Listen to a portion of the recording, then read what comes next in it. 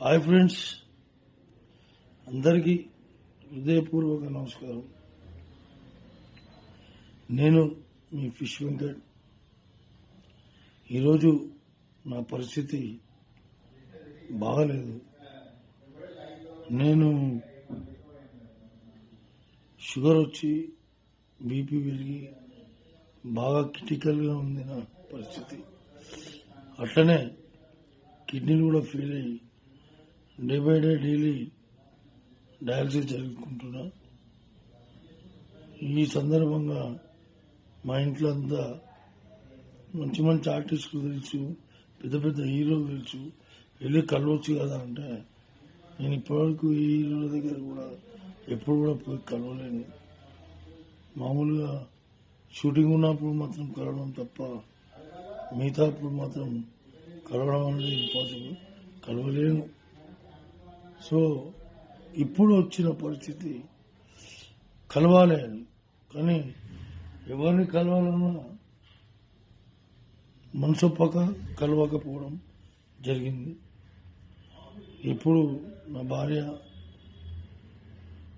సువర్ణ ఇల్లండి, వెళ్ళి పవన్ సార్ని కలవండి, పవన్ సార్ మీకు అనుకూలంగా ట్రీట్మెంట్ చేపిస్తాడు, మీకు ప్రతి విషయంలో చేదోడు బాదోడుగా నిలుస్తాడు, మీరు వెళ్ళండి, నా మాట వినండి అని ఒత్తిడి చేయడంతో అప్పుడు నాకు కూడా అనిపించింది కరెక్టే, పవన్ సార్ని కలవాలి.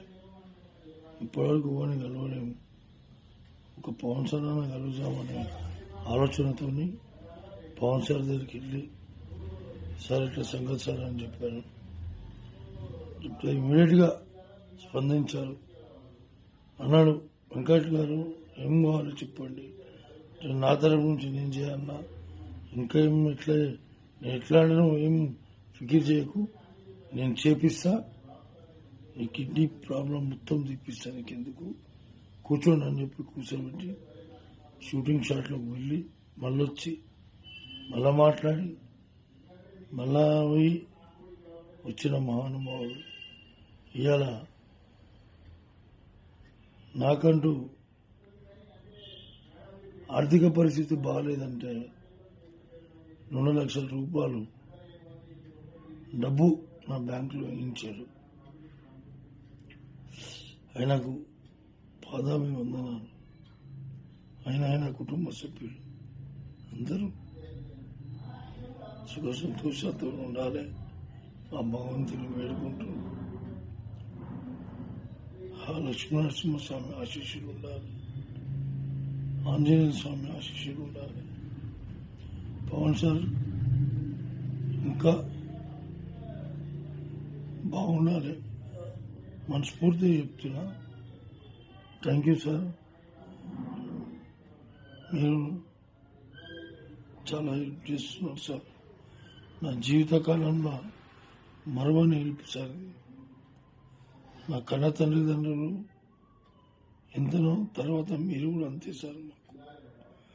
మా కుటుంబ సభ్యులందరికీ మీరు కూడా మా తల్లిదండ్రులే కానీ సార్.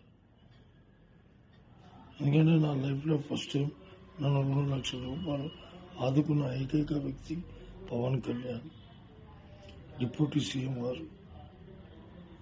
మీరు ఎల్లప్పుడూ సుఖ సంతోషాలతోనే ఉంటారని ఆ భగవంతుని వేడుకుంటూ థ్యాంక్ యూ సార్, ధన్యవాదాలు.